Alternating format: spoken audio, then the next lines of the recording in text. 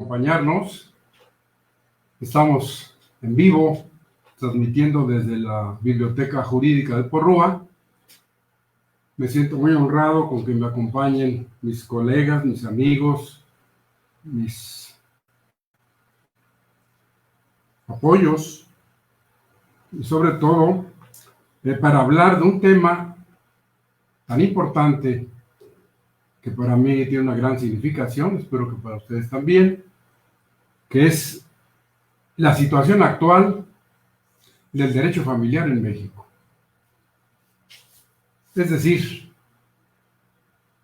después de haber logrado su autonomía desde el punto de vista, para empezar, la enseñanza, la Facultad de Derecho de la Universidad Nacional Autónoma de México, como ustedes saben, una de las mejores de habla hispana y recientemente clasificada en un lugar muy especial junto con la universidad por esta institución inglesa. Es muy importante subrayar que la Facultad de Derecho desde el año 1993 separó la enseñanza del derecho civil y el derecho familiar. Esta es una cuestión fundamental porque aquí tenemos que hablar de algo esencial para un estudiante, para un estudioso, para un juez, para un abogado. La teoría general de la naturaleza jurídica. ¿Qué significa esta teoría? Saber con precisión qué es el derecho de lo que estamos hablando. El caso específico del derecho familiar, saber que el derecho familiar es un tercer género, diferente al civil y al privado, por supuesto al público, que tiene sus propios principios, sus propias normas. Pero esta es, digamos, una entrada para que ustedes tengan una visión general. Pero sistemáticamente siento que la primera interrogante que hay que plantear y que ustedes me acompañan en ella es la situación actual del derecho familiar en México. Responde a 130 millones de habitantes, a una población que la mitad es más de personas del sexo femenino, que el derecho familiar no es una disciplina jurídica que se pueda enfocar desde el punto de vista federal. En otras palabras, el derecho familiar federal no existe. En consecuencia, para hablar primero de esta situación actual, es importante que recuerden, todos ustedes ya lo saben, que el país tiene 32 entidades y de ellas 24 tienen código civil que tienen inmersas, legisladas dentro todas las cuestiones, instituciones de derecho familiar. Es decir, en los códigos civiles de estos 24 estados tenemos el concepto de familia, matrimonio, divorcio, tutela, emancipación, patria potestad, patrimonio familiar, las cuestiones de bienes sucesorios, legítimos, testamentarios y todo lo que implica el derecho familiar. En los otros 8 estados, esto es para completar la panorámica, hay 8 códigos familiares vigentes. ¿Qué significa esto? Que en 8 estados de la República, desde el punto de vista jurisdiccional, legislativo, se ha separado todo lo que sean normas de derecho familiar, sustantivas y adjetivas, para resolver la problemática de las familias. ¿Qué estados de la República tienen código familiar? Empezamos con el estado de Hidalgo, que desde 1983 tiene en vigor su código familiar y de procedimientos familiares, que en el contexto jurídico nacional e internacional, fue la primera entidad que tuvo regulados los procedimientos familiares. Esto a partir de 1983. En este caso, tuve el privilegio, gracias al apoyo y a la fe que tuvo en quien les habla el arquitecto Guillermo Rosell de la Lama, que era el gobernador de Hidalgo, y que los vínculos que tenía con él me permitieron poner, aceptó que el Estado tuviera la legislación familiar. Después, a los 3 años, se sumó Zacatecas y desde 1986 tiene también su código familiar. Eso el siglo pasado. En el siglo XXI, ya podemos hacer una división a partir del año 2000 y en adelante, para empezar, porque el Código Civil de lo que entonces era el Distrito Federal y hoy es la Ciudad de México, estableció en su propio Código Civil normas muy avanzadas del derecho familiar dentro del civil, el artículo primero, el 746 bis, que fue en el año 2000 algo fundamental para el derecho familiar. Pero específicamente, siguiendo con esos dos códigos, después tenemos que son en el año 2004 Morelos y también Michoacán, quienes ponen en vigor sus códigos familiares, reitero, separados del Código Civil. Después van a aparecer los estados de Sonora, Sinaloa, San Luis Potosí, Yucatán, para completar 8 con códigos familiares que siguen en vigor, que algunos han hecho modificaciones. Verbigracia, el de Hidalgo, en el año 2007, le pareció a quienes dirigían el Estado que podían cambiarle el nombre a Ley de la Familia. Aquí empezamos con una ignorancia en cuanto a decir Ley de la Familia, porque tenemos que entender que cuando hablamos de derecho familiar, estamos hablando del género, no de algo específico.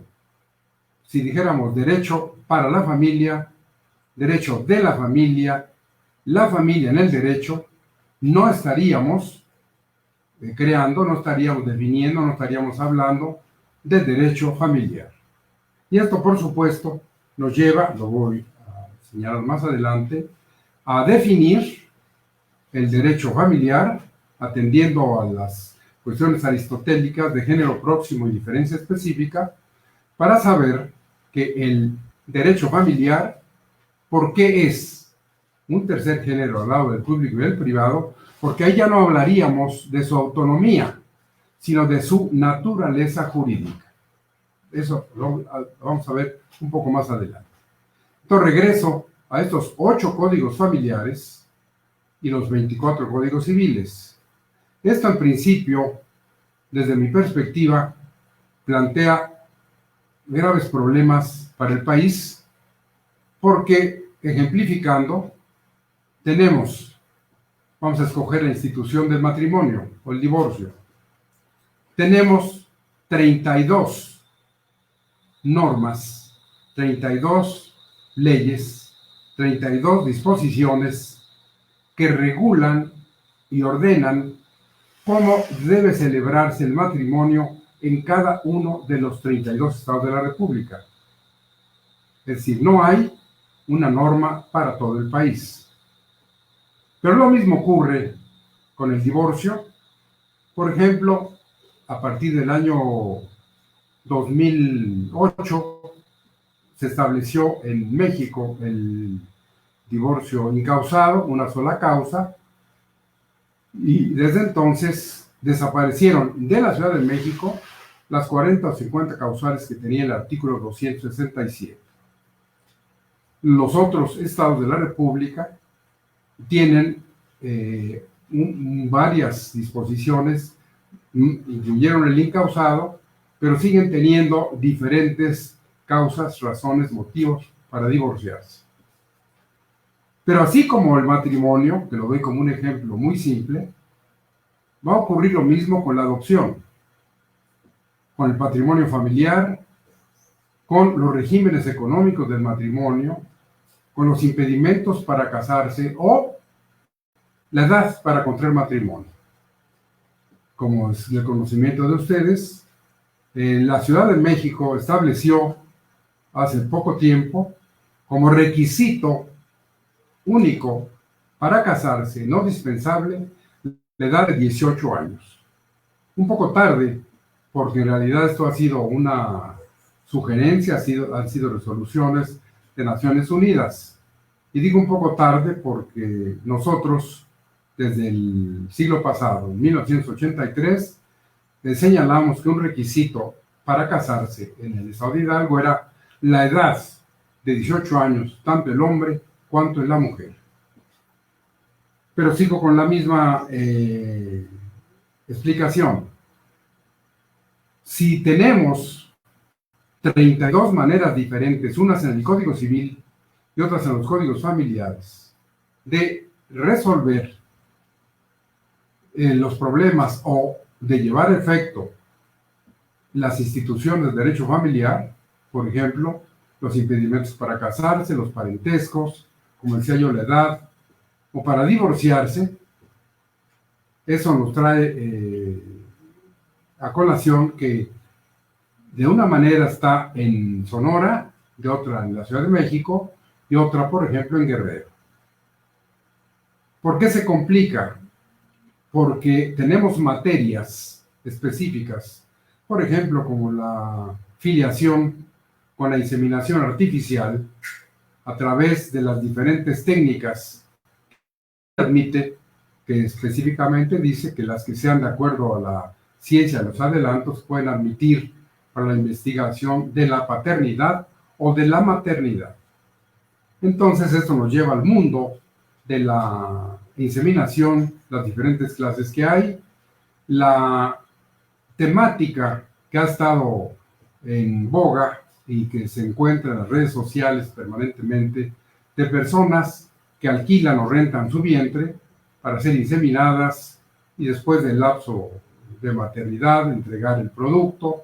Se habla de contratos, que todo esto ya me lleva ahora a decirles algo fundamental, que gracias a la luz, a la señera forma en que lo ha hecho la Suprema Corte de Justicia de la Nación, ha sido la vigilante, ha sido la que nos ha marcado la pauta para que el derecho familiar mexicano se defina como un conjunto de normas jurídicas que regulan las relaciones jurídicas entre los miembros de una familia, es decir, entre padres e hijos, entre cónyuges o los demás parientes, que en esencia son más que obligaciones, porque las obligaciones desde el punto de vista civil requieren un sujeto activo, que es el acreedor, uno pasivo, que es el deudor, una relación jurídica que se establece entre ellos y un objeto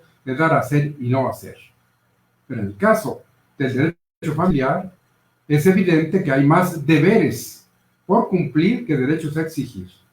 Y esto nos lleva también a determinar la naturaleza jurídica del deber jurídico. ¿Qué es el derecho a un deber jurídico? Es una carga impuesta por la ley. En el derecho familiar así ocurre, en que los miembros de ella, los que pertenecemos a las familias, tenemos que aceptar, tenemos que cumplir, aún en contra de nuestra propia voluntad. ¿Por qué? Porque el principio fundamental del derecho civil y el derecho privado es esa norma derivada del Código Napoleón, donde se decía que la voluntad es la ley suprema de los contratos. Y ese principio de la autonomía de la voluntad es el que campea, es el que impera en las relaciones del derecho civil. Por ejemplo, en los contratos, en los derechos reales, el usufructo, el uso, la habitación, en la propiedad, en la copropiedad, en el condominio, en el tiempo compartido. todo lo que sea civil, teoría integral del acto jurídico, atributos de las personas desde el punto de vista del derecho civil, nombre, domicilio, estado, los derechos humanos fundamentales, que van en la línea del derecho civil. Y esos conceptos se manejan a través de la autonomía de la voluntad. ¿De qué manera, por ejemplo, en un contrato de compra-venta o de arrendamiento, se da la autonomía de la voluntad? Porque tanto el arrendador cuanto el arrendatario dialogan, discuten, se ponen de acuerdo sobre la cosa que van a recibir en el arrendamiento y la cantidad que van a pagar por renta. Lo que no ocurre en derecho familiar. ¿Por qué? Una pensión alimenticia, por ejemplo, se impone. Es un deber que impone el derecho familiar, reitero, porque el derecho familiar es de orden público e interés social. Termino el concepto que decía yo: conjunto de normas jurídicas impuestas por la ley que regulan esas relaciones jurídicas, no las relaciones dejadas al arbitrio del papá y la mamá y los parientes, sino las que impone la ley y que tienen que cumplirse. En el caso específico de una pensión alimenticia, es un deber que se impone a quien sea el deudor alimentario. Tiene características muy especiales y reitero lo que la Corte permanentemente está vigilando, que son imprescriptibles, que se pueden cobrar, que se pueden exigir y que tienen características muy especiales. Entonces termino el concepto de que todos tenemos que cumplir en el derecho familiar, porque todas las normas del derecho familiar son de orden público e interés social. Aquí es importante aclarar qué debemos entender por orden público y qué por interés social.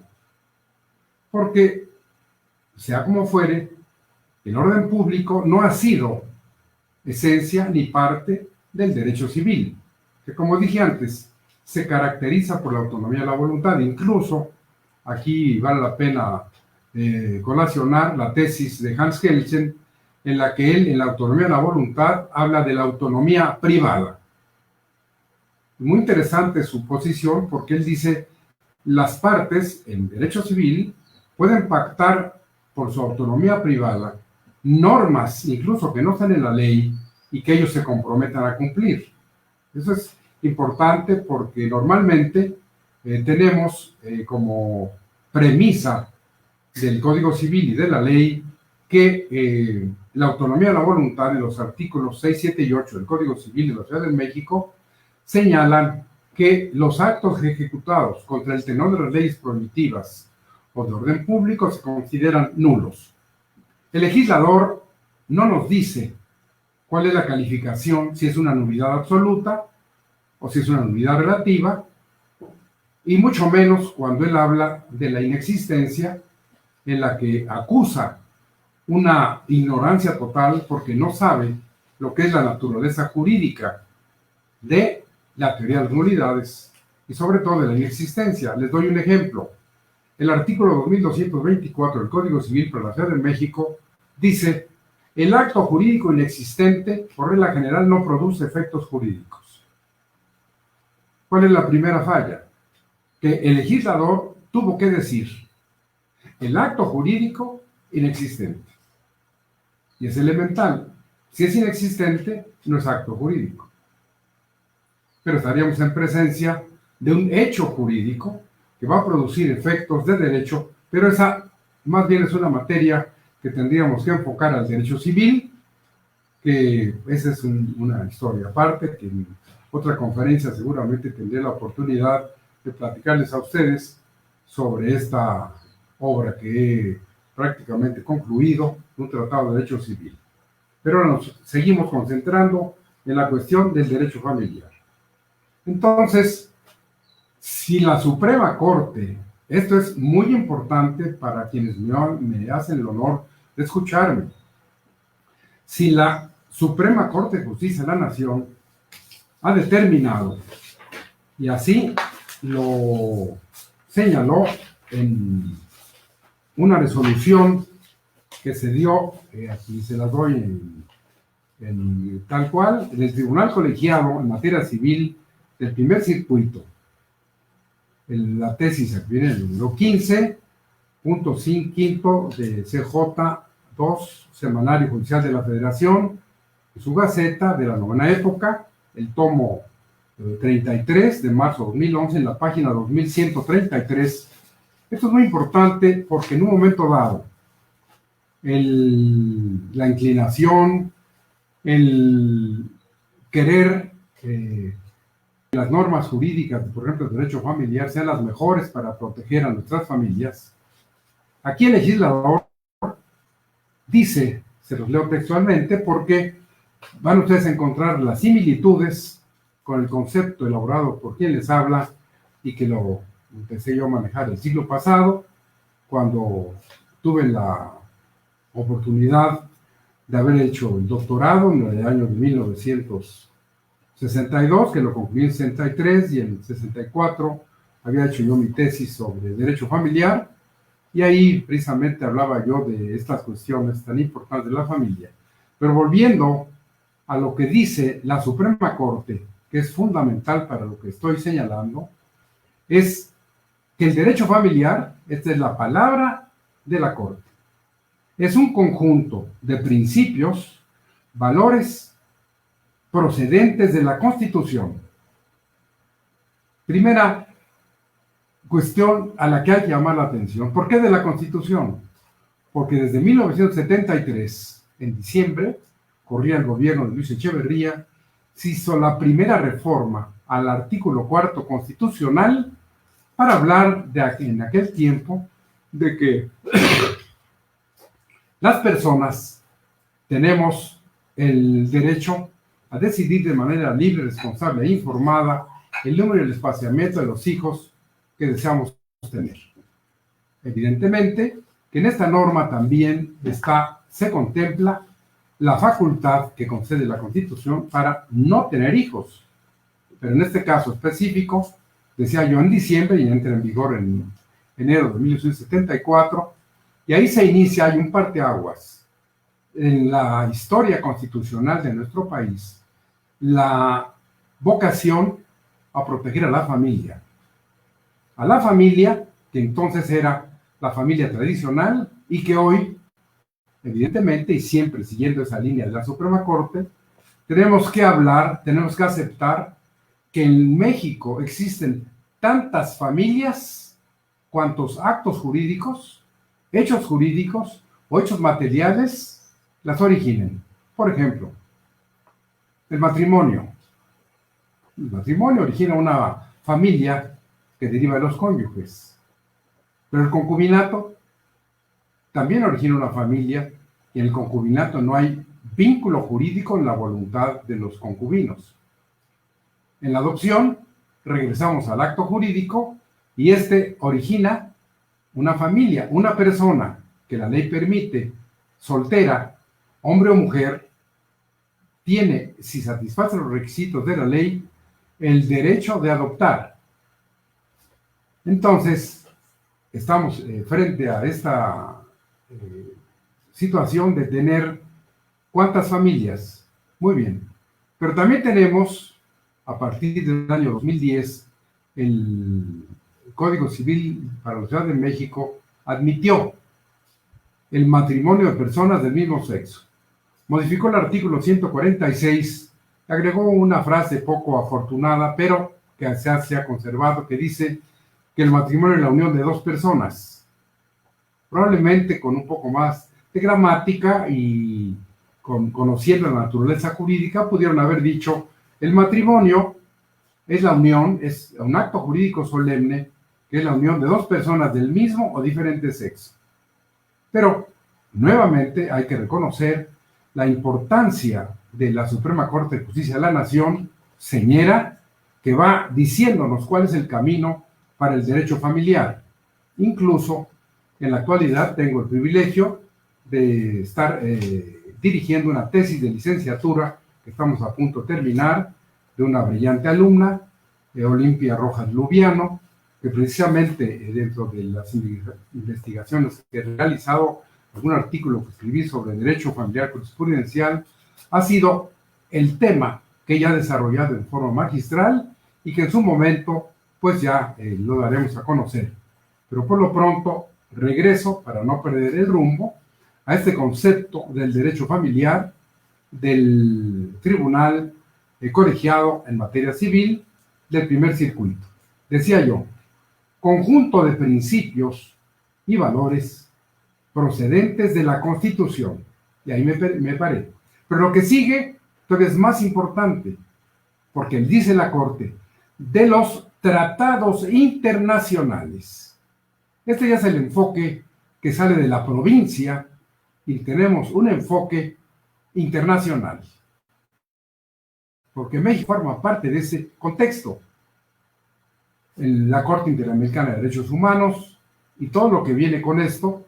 Por eso los tratados internacionales, tan solo en materia familiar, relacionados con temas de la familia, México ha celebrado más de 20 tratados internacionales. Entonces, si el derecho familiar es ese conjunto de normas jurídicas que derivan de la Constitución, de los tratados internacionales, ¿de qué manera tendríamos que pensar en los tratados internacionales?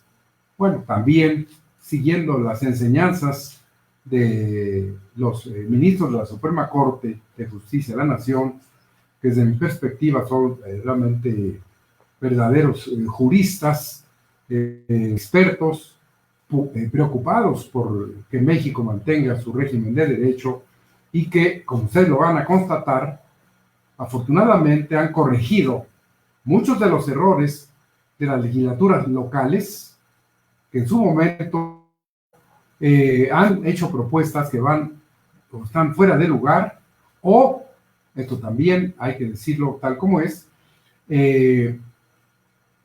no existe el derecho familiar federal. No existe. Y entonces, aquí cabe una reflexión que les hago para que juntos lo pensemos. ¿Qué pasa con las normas de derecho familiar que contiene el Código Civil Federal? Que dicho sea de paso, como ustedes saben bien, desde el año 2000, al desaparecer el Distrito Federal como tal y convertirse en Ciudad de México, ese Código Civil que teníamos, que decía para el Distrito Federal, en materia común y para toda la República en materia federal, desaparece el territorio federal y entonces tiene que ser solo Código Civil Federal.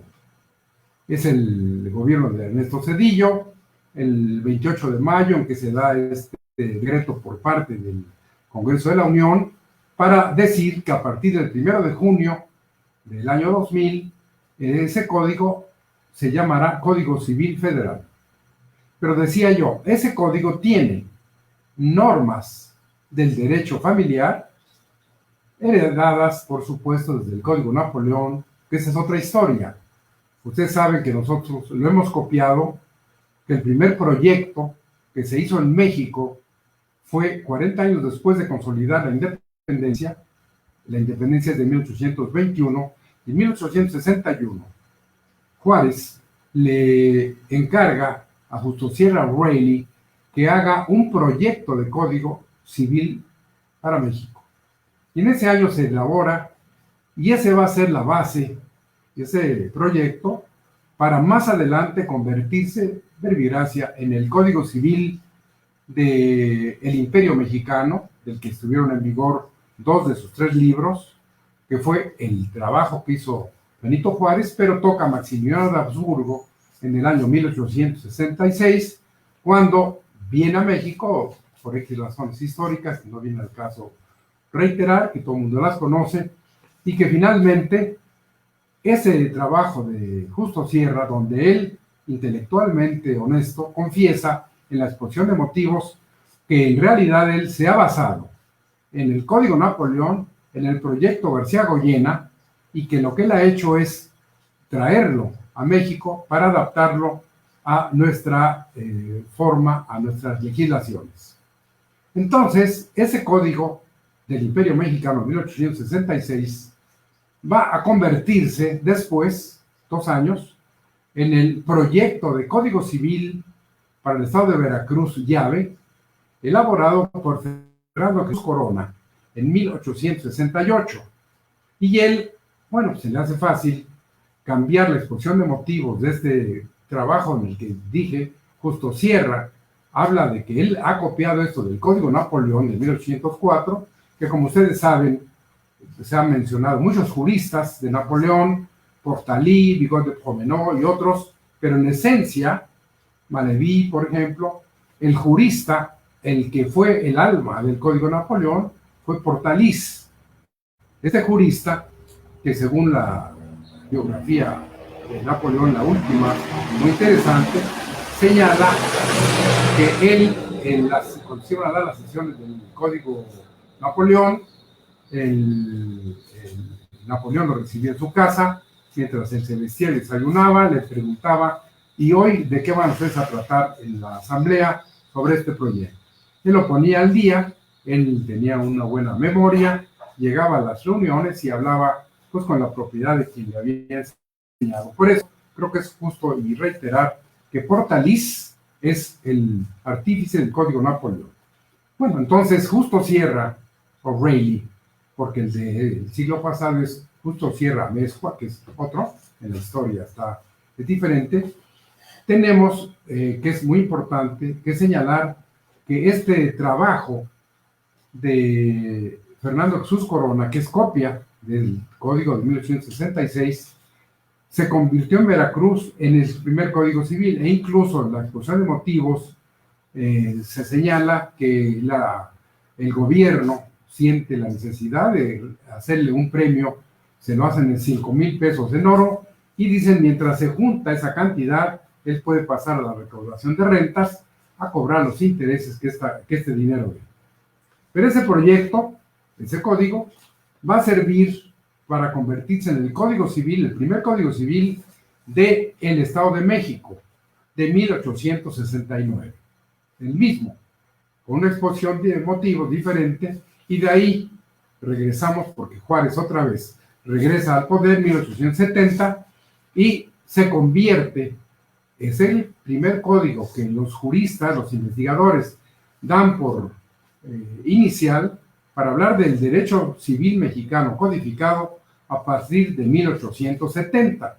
Y se habló del Código Civil para el Distrito y Territorio Federal de la Baja California. Ese código, a los 14 años, con el gobierno provisional de Manuel González, se convierte en el Código Civil de 1884.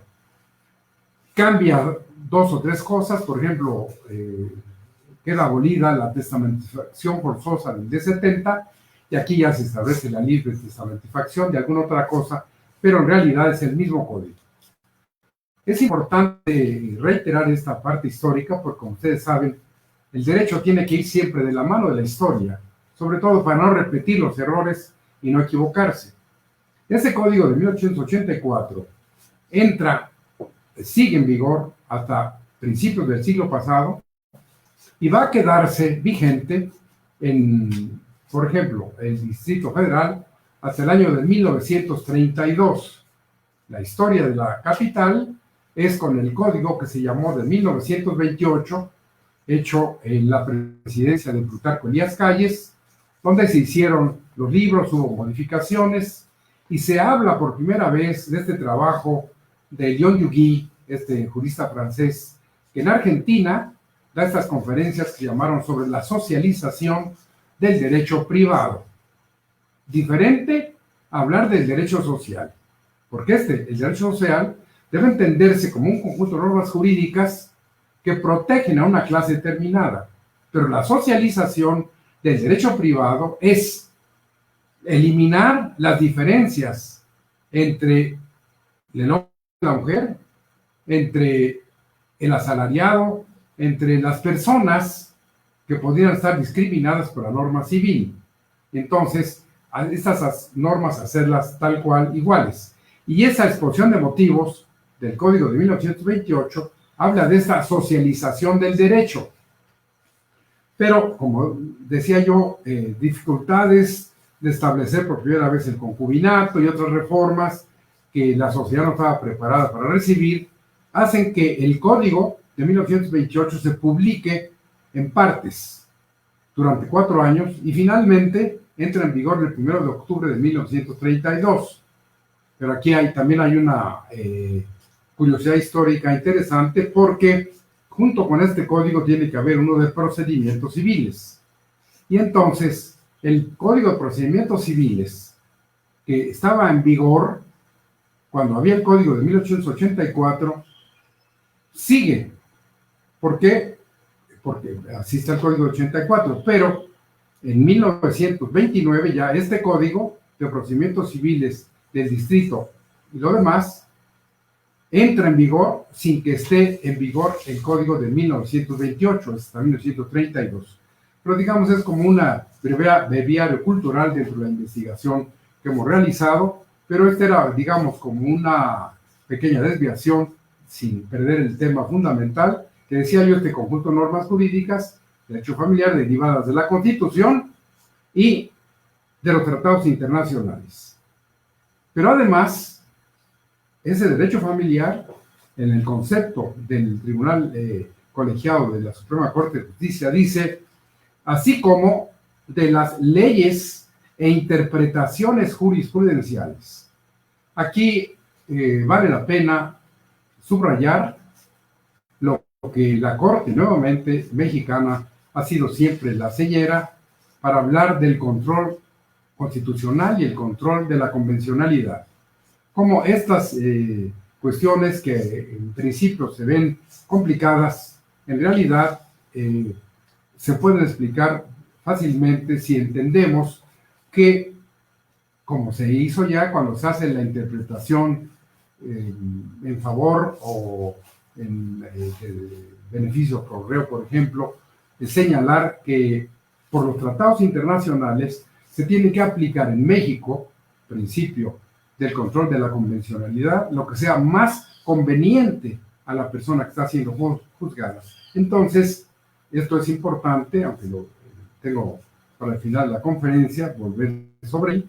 Decía yo, así como de las leyes e interpretaciones jurisprudenciales, que como ustedes saben, las interpretaciones jurisprudenciales con determinadas características son obligatorias para todos los mexicanos, todos los jueces locales, regionales, federales, estatales, y sigue el concepto diciendo, y jurisprudenciales dirigidos a proteger la estabilidad de la familia. En ese tiempo se hablaba de una. Hoy tenemos que entender que la familia no está en crisis, sino en evolución, y que precisamente al darse las uniones de hecho o las cuestiones como las he señalado, tenemos tantas familias cuantos actos jurídicos las generen o hechos jurídicos. La familia, por ejemplo, una persona que se divorcia y se vuelve a casar, pues es una familia reconstituida.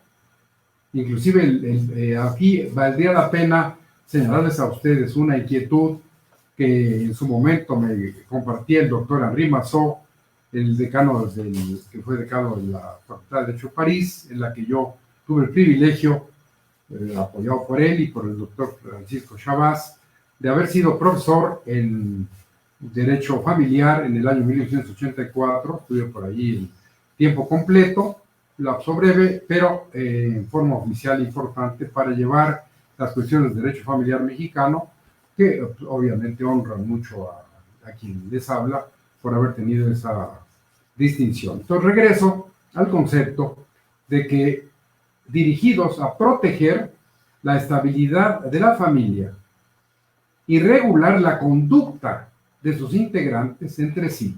Es decir, yo en el concepto que les platiqué antes hablo de la regulación jurídica de las relaciones jurídicas entre los miembros de la familia. Aquí el magistrado, el tribunal, señala las relaciones entre sí y es muy importante. También dice en su concepto a delimitar las relaciones de concubinato y de parentesco, conformada por un sistema especial de protección de derechos, obligaciones respecto de menores, incapacitados, mujeres y adultos mayores,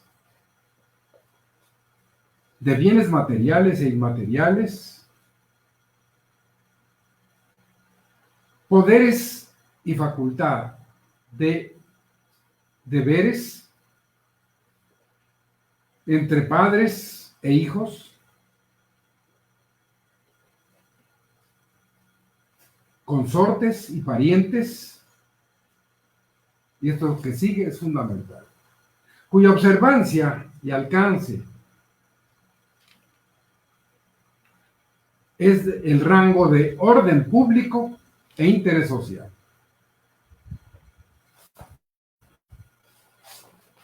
O sea, los académicos, los investigadores, los que tenemos la inquietud por esto desde el punto de vista de la academia, tenemos que congratularnos de que finalmente esto llegue a las normas de derecho positivo vigente, que sean el sustento, sean códigos civiles o códigos familiares, pero esto que se establezca tal cual.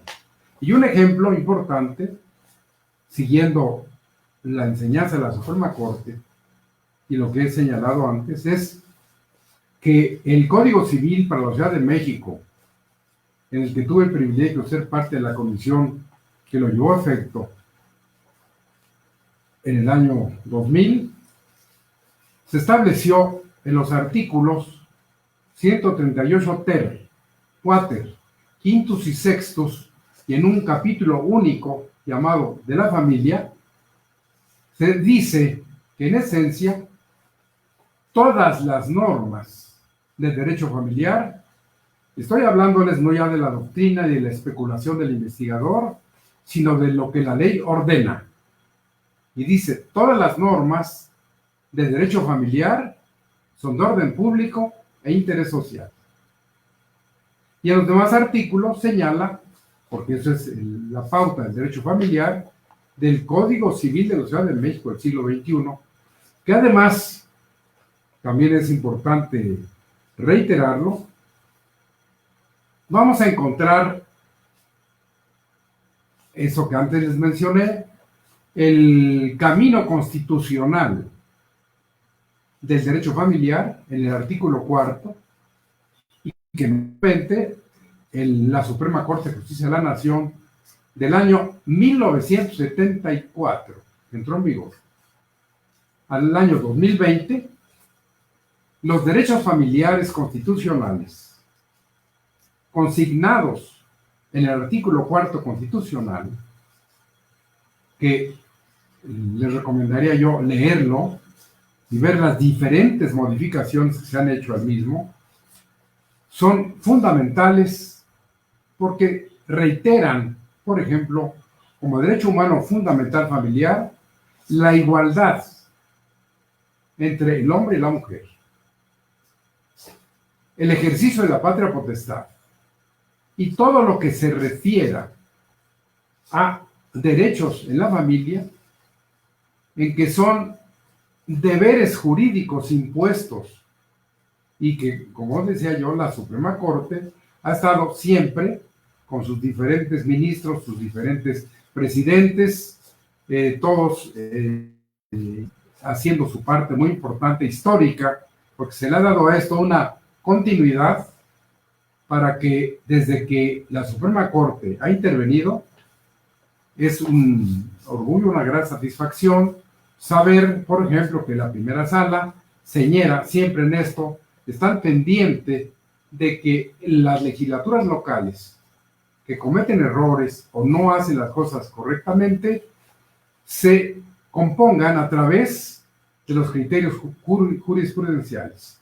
Doy un ejemplo muy importante.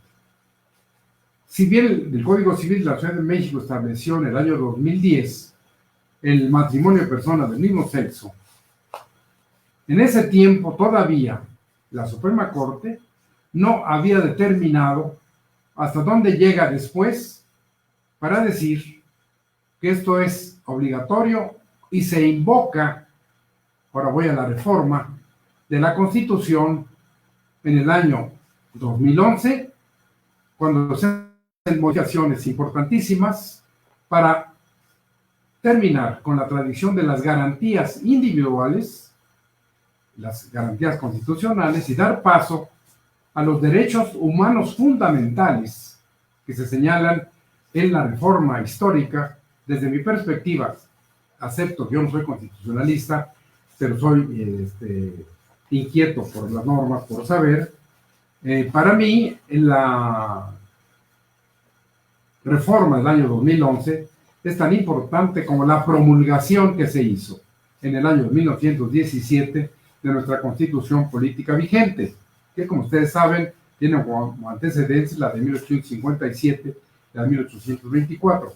Pero esta de 1917, que es muy importante, digo, a riesgo de obviamente recibir las críticas de los que sí saben de esto, siento que es una constitución que es muy importante. Yo en esto sigo las enseñanzas de mi director, de Raúl Contreras Bustamante, a quien le mando un cariñoso, afectuoso saludo con todo respeto, si es que tengo el privilegio que me esté viendo, igual a su distinguida esposa, y a quienes pues me honran escuchándome, que los invité, y bueno, ya sabré que espero que sí me hayan acompañado y estén aguantando toda esta cascada de conocimientos de lo que estamos diciendo, porque en realidad es poco el tiempo que tenemos. Estamos casi como para decirles que nos tenemos que ir, porque no he podido llegar ni siquiera a los minutos de las preguntas y respuestas, pero ahí está el correo del licenciado Jacinto Hernández Lucas, que es mi colaborador, mi secretario particular. Pueden ustedes mandar sus preguntas, yo con mucho gusto los que recibamos el correo por el mismo vía les vamos a contestar. Pero entonces, bueno, ya termino con esto, porque acá como que ya estoy viendo aquí bueno, sí, andamos en 47 minutos de los 60 que nos dan, nos quedan unos 13 minutos, pero quiero redondear estas ideas. Entonces, terminar con lo que decía yo del orden público e el interés social, y que la Suprema Corte en eso ha estado señalando en qué camino debemos de seguir, y cómo el Código Civil de la Ciudad de México establece esto. Y hablando de matrimonio de personas del mismo sexo, que en esa materia me interrumpí, el país, cualquier estado de la República, está obligado, si lo solicita una pareja de personas del mismo sexo, a celebrar el matrimonio de esas personas, aun cuando, por ejemplo, en Morelos, la Constitución y el Código Familiar establecían que el matrimonio era de un hombre y una mujer. Después lo corrigieron, pero no los demás no lo corrigieron, sino siguen estableciendo que es la unión de un hombre y una mujer. Pero si una pareja de personas del mismo sexo en Puebla, en Oaxaca, en X parte, quisieran contraer matrimonio, decía yo, por la reforma del año 2011, el artículo primero constitucional estableció algo fundamental, que tiene que ver vinculación con el derecho familiar. Porque, como ustedes bien saben, la segunda parte, el segundo párrafo de ese precepto señala precisamente lo que hemos señalado, y que no puede discriminarse por inclinación sexual o alguna otra cuestión de raza, credo, religión, color de la piel, etcétera, a ninguna persona.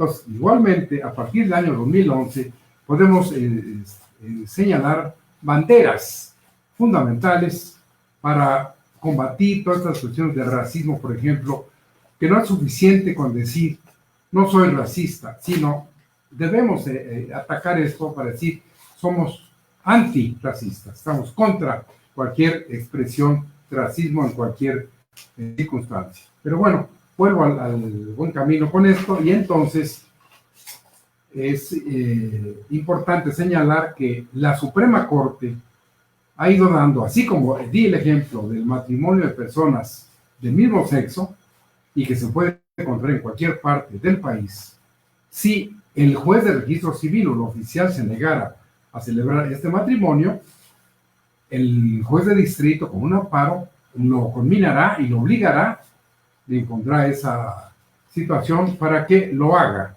porque de otra manera no es posible otra circunstancia. Entonces, creo que es fundamental que haya yo logrado con esta charla tan informal, en tan poco tiempo y tan importante en la temática, despertar en ustedes alguna inquietud desde el punto de vista de ratificar la importancia del derecho familiar vigente, del derecho familiar en el país y que el derecho familiar federal, que sea el Código Civil Federal, no tiene aplicación, aun cuando se hagan reformas, no hay donde tenerlas en vigor, no hay donde aplicarlas porque no tenemos tribunales federales, no tenemos jueces federales familiares y todo esto es una materia local.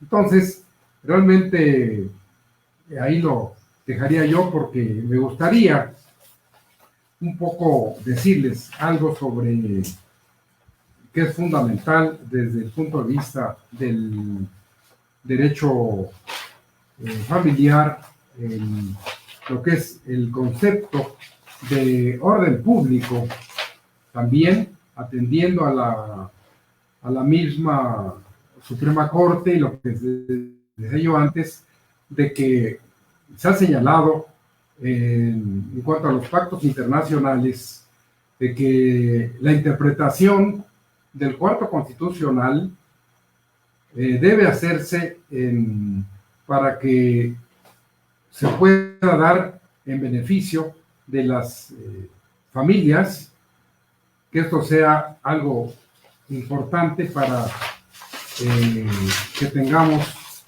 mejores leyes, mejores normas, mejores formas de proteger a la familia y en síntesis esa sería la aportación que haría yo en este caso y que bueno pues siento mucho no tener más tiempo, pero aquí hay que considerar que el foro